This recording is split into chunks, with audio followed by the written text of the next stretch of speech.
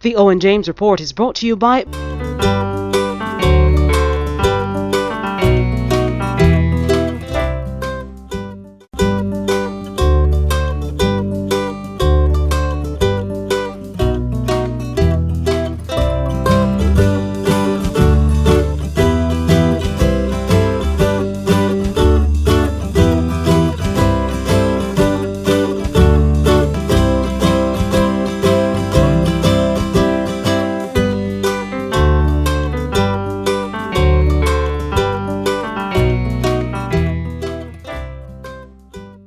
Good evening, this is the Owen James Report.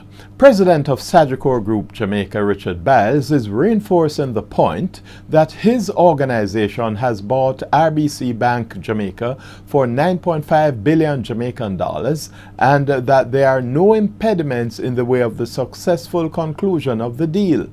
Byles re-emphasized to the OJR today that the formalization of the purchase only awaits the green light from the regulators. His comments come at a time when there appears to be legal differences in interpretation over whether the bank bought the shares or the assets of the bank.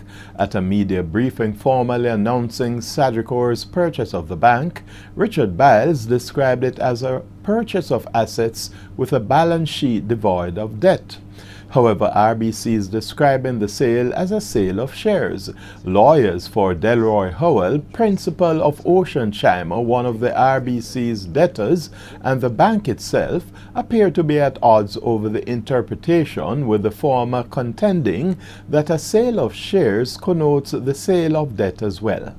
On the foreign exchange market, both the American and the Canadian dollars weakened against the Jamaican currency, whilst the British pound strengthened. The greenback lost 2 Jamaican cents to close at an average selling rate of $107.75, whilst the Canadian dollar declined by 75 Jamaican cents to close at $97.15.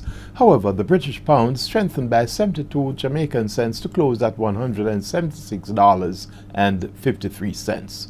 News on the market now, where gains by Lime as well as a slew of financial stocks triggered modest advances in the indices. The main JC index advanced by 174 points, or 1%.